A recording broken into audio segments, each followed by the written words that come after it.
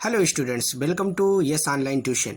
Yes online tuition में आपका हार्दिक स्वागत है। हम लोग बात करेंगे विज्ञान में, साइंस की क्लास सेकंड है, पार्ट 2 में। ये एनसीईआरटी पूरा चैप्टर वाइज हम लोग पढ़ेंगे। आज रासायनिक अपक्रिया और समीकरण के पार्ट 2 में हम लोग ये डिस्कस करेंगे किस तरह यूपी बोर्ड में क्वेश्चन बनेंगे। पहले चैप्टर से किस आधार पर क्वेश्चन बनेंगे, इसको चलिए पहले देख लेते हैं। क्वेश्चन किस आधार पर पूछे जाते हैं और क्या लिखना है आपको। अगर सटीक देखेंगे, इसके पहले अगर आपने पहला वीडियो नहीं देखा तो पहला वीडियो देखेंगे तभी ये वीडियो आपको समझ में आएगा। चलिए देख लेते हैं। फर्स्ट क्या है, रासायनिक अभिक्रिया। अगर पूछ लीजिए कि रासायनिक अभिक्रिया क्या है और इसको डिटेल में लिखें तो आप लिखेंगे रासायनिक अभिक्रिया में एक या अधिक पदार्थ आपस में अंतःक्रिया या जिसे इंटरकनेक्शन करके परिवर्तित होते हैं और एक या अधिक भिन्न रासायनिक गुण वाले पदार्थ बनाते हैं। किसी रासायनिक क्रिया में भाग लेने वाले पदार्थ को अभिकारक रिएक्टेंट्स कहते हैं। अभिकारक के फलस्वरूप उत्पन्न पदार्थों को उत्पाद या प्रोडक्ट कहते हैं। लैवोसियर के समय से ज्ञात है कि रासायनिक अभिक्रिया बिना किसी मापने योग्य द्रव्यमान परिवर्तन से होती है। द्रव्यमान अत्यंत कम होता है जिसे मापना कठिन है, इसे द्रव्यमान संरक्षण नियम भी कहते हैं। अर्थात किसी रासायनिक अभिक्रिया को न तो द्रव्यमान नष्ट होता है और न तो बनता है, यह केवल पदार्थ में परिवर्तित होता है। तो कहने का मतलब रासायनिक अभिक्रिया वह अभिक्रिया है जो आपस में अंतःक्रिया करके परिवर्तित होता है। इसी अभिक्रिया को हम क्या कहते हैं, रासायनिक अभिक्रिया कहते हैं। इसमें एक रिएक्टेंट होता है, एक प्रोडक्ट होता है। रिएक्टेंट में कुछ आपस में रिएक्शन करके एक प्रोडक्ट का निर्माण करता है, उसे हम क्या कहेंगे, रासायनिक अभिक्रिया करेंगे। उदाहरण में क्या लिखेंगे, अगर उदाहरण लिखना होगा तो रासायनिक अभिक्रिया क्या है, जैसे आग का जलना या लकड़ी का जलना एक रासायनिक अभिक्रिया है। लकड़ी का जलना, जब लकड़ी को जलाएंगे तो जलने के बाद राख बचता है तो कुछ न कुछ प्रोडक्ट बचेगा, क्योंकि हमने ऑक्सीजन की उपस्थिति में आग जलाया जिसमें लकड़ी का प्रोडक्ट, वुड का प्रोडक्ट लिया, लकड़ी लिया, तो एक जलाना, तो लकड़ी का जलना क्या है, रासायनिक अभिक्रिया है। और रासायनिक अभिक्रिया के बाद हमें कुछ न कुछ प्रोडक्ट भी बनता है, तो प्रोडक्ट में क्या, राख मिलेगी और आग मिलेगी। दूसरा चीज़ क्या है, एग्जाम्पल में आप देखेंगे तो आप देखेंगे एक बीकर में हाइड्रोक्लोराइड की वाष्प प्रणाली में अमोनिया की वाष्प मिलाने से एक नया पदार्थ अमोनियम क्लोराइड बनता है। परंपरागत रूप से उन अभिक्रियाओं को रासायनिक अभिक्रिया कहते हैं जो रासायनिक बंधों से तोड़ने या बनाने में इलेक्ट्रॉन की गति से जिम्मेदार होते हैं। कहने का मतलब ये है, रासायनिक अभिक्रिया वह अभिक्रिया होती है जो किसी भी रासायनिक बंध को बनाने या तोड़ने, जैसे रासायनिक बंध बनते भी हैं और टूटते भी हैं, तो दो बंधों को बनाना या जोड़ना यही प्रक्रिया क्या कहलाती है, रासायनिक अभिक्रिया कहलाती है। इसमें देख रहे हैं परख नली में कोई दो क्लोराइड्स, अमोनिया हाइड्रोजन क्लोराइड को अमोनिया के साथ मिलाया जा रहा है, तो मिलने से एक बॉन्ड बनेगा, तो इनके बीच बनने वाले बॉन्ड को रासायनिक बंध भी कहते हैं या रासायनिक अभिक्रिया कहते हैं। यही क्या करते हैं, रासायनिक अभिक्रिया में भाग लेते हैं। तो आई होप आपको ये समझ में आया होगा। तो पहला रासायनिक अभिक्रिया क्या है, रासायनिक अभिक्रिया है जो किसी दो पदार्थ आपस में मिलकर कुछ परिवर्तित करते हैं, कुछ उत्पाद करते हैं, जो रिएक्टेंट के माध्यम से होता है।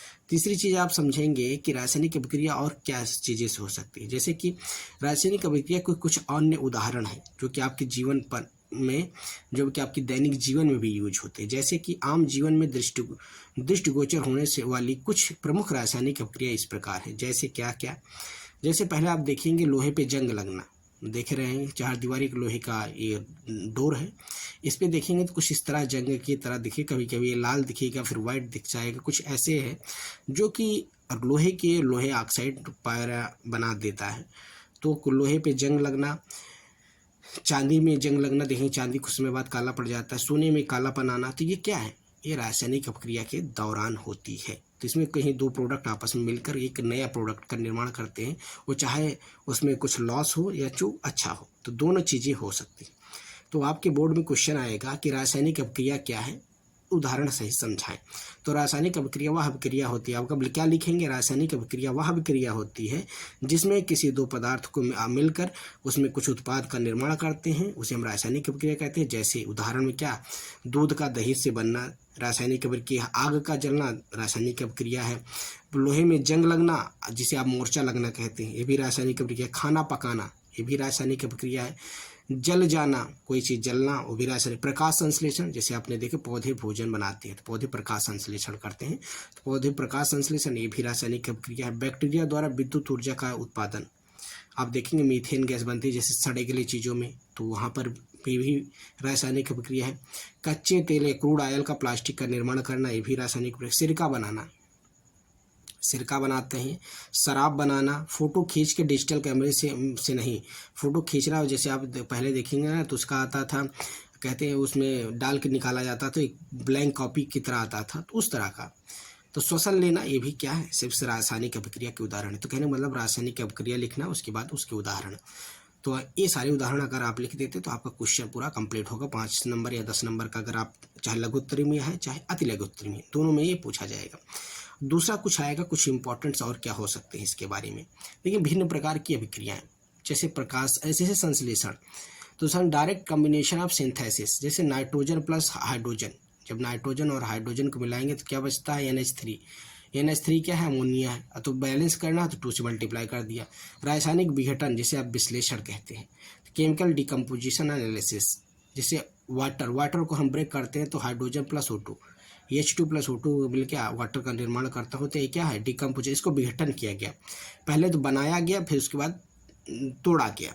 उसके बाद एकल प्रतिस्थापन, जिसे सब्स्टिट्यूशन कहते हैं। जैसे sodium plus HCl, sodium Na plus HCl, hydrochloride से HCl से जब हम इसका सोल्यूशन बनाते हैं तो NaCl, sodium chloride plus H2। Sodium chloride क्या है, नमक जिसे आप खाते हैं, सिंपल सा नमक है। H2 क्या है, हाइड्रोजन गैस है। दोहरा विस्थापन, जिसे कहते हैं डबल डिस्प्लेसमेंट रिएक्शन। तो NaCl plus AgNO3, sodium chloride को सोडियम AgNO3 के साथ जब रिएक्शन कराते हैं तो NaNO3 प्लस AgCl क्या बनता है, ये दोहरा विस्थापन है, दोहरी अभिक्रिया जिसे कहते हैं ड्यूल डबल डिस्प्लेसमेंट रिएक्शन है। तो दोनों तरफ से NaCl के साथ एक्वस NO3 को रिएक्शन करा के ये सारी चीज़ें। पहला क्या है, संश्लेषण है। दूसरा रासायनिक विघटन है। तीसरा क्या है, एकल प्रतिस्थापन, सोडियम प्लस हाइड्रोजन क्लोराइड को NaCl नमक बनाते हैं। तो इसके साथ आप देखो दोहरा विस्थापन, double displacement reaction. I hope आपको क्लियर होगा। ये डायरेक्ट एग्जाम्पल आप लिखेंगे, एग्जाम्पल में अगर पूछा जाएगा। तीसरा है अम्ल क्षार के साथ रिएक्शन, एसिड बेस, एसिड और बेस के साथ अगर रिएक्शन, जैसे HCl को NaOH, सोडियम हाइड्रोक्साइड के साथ रिएक्शन कराएंगे तो NaCl फिर भी नमक बनेगा और वाटर बाहर निकलेगा। क्या क्या निकलेगा, वाटर बाहर निकल जाएगा। तो इसमें भी है।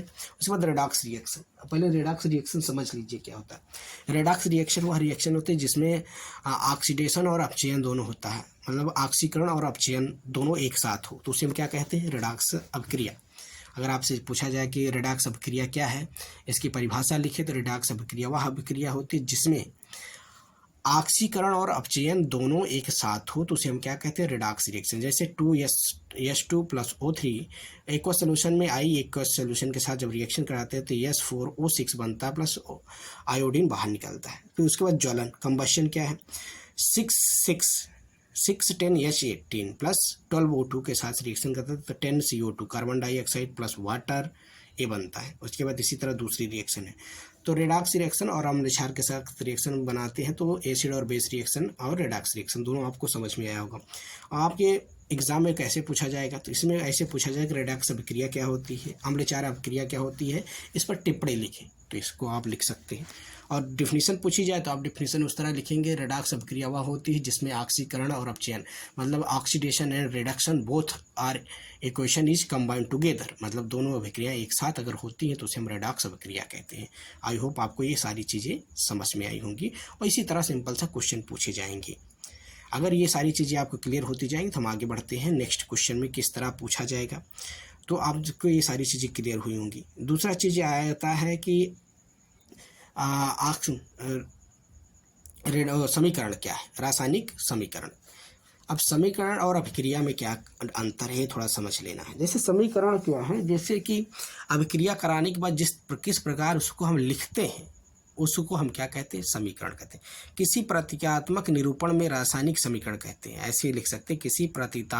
किसी प्रतीकात्मक निरूपण को हम रासायनिक समीकरण कहते हैं। कहने का मतलब पानी को हाइड्रोक्लोरिक में रासायनिक समीकरण क्या रहा है, पानी की बंटवारे। जैसे हाइड्रोजन प्लस O2 को मिला देते हैं तो हम पानी का निर्माण होता है, तो इसी को हम क्या कहते हैं, रासायनिक समीकरण। 2H2 प्लस O2, तो 2H2O ये क्या है, रासायनिक समीकरण है। तो इसे क्या बोलेंगे, रासायनिक समीकरण। अगर इसकी थ्योरी और लिखने की आ जाए तब क्या लिखेंगे, जब किसी दो मॉलिक्यूल्स, दो अवयवों को, दो एलिमेंट्स को आपस में मिलाते हैं तो एक नया उत्पाद का निर्माण होता है, जो अभिकारक को मिला के एक नए अभिकारक का निर्माण करते हैं, या कोई उत्पाद को तोड़कर दो अभिकारक के निर्माण करते हैं तो उसको लिखने की प्रक्रिया, उसके प्रत्यात्मक निरूपण को हम क्या कहते हैं? रासायनिक समीकरण कहते हैं। आप उदाहरण में इसको लिख सकते हैं 2H2O+, तो 2H2 + O2, हाइड्रोजन, पानी को तोड़ दिया गया है किसमें? हाइड्रोजन और ऑक्सीजन में। बैलेंस करने के लिए आप देख सकते हैं 2 हाइड्रोजन इधर भी है, 2 हाइड्रोजन इधर, ऑक्सीजन 2 है तो ऑक्सीजन 2 है। इस समीकरण को इसलिए कहा जाता है कि यह समानता, इक्वलिटी का प्रयोग किया जाता है, इसमें इक्वल होता है। एरो का प्रयोग इसलिए किया जाता है क्षमता को चुन अभिकारक को लिखे जाते हैं, दाईं ओर उत्पाद लिखे जाते हैं। इसके पहले बाईं ओर को अभिकारक लिखे जाते हैं, दाईं ओर उत्पादक। एरो के बाईं ओर, एरो की साइड उत्पादक, एरो के दाईं ओर क्या? अभिकारक। यह पहले रासायनिक समीकरण को निरूपित किया गया था, इसको 1694 में किसने किया था? जीन बेंगिंग ने। अगर ये चीज़ आप एग्जाम में लिख देते तो आपको और अच्छा नंबर मिलेगा कि भाई समीकरण को किसने सबसे पहले सत्यापित किया था? तो जीन बेंगिंग ने इसको सत्यापित किया। तो आई होप ये सारी चीज़ें आपको क्लियर हुई होंगी। पहला क्या था? रासायनिक अभिक्रिया। रासायनिक अभिक्रिया क्या होती है?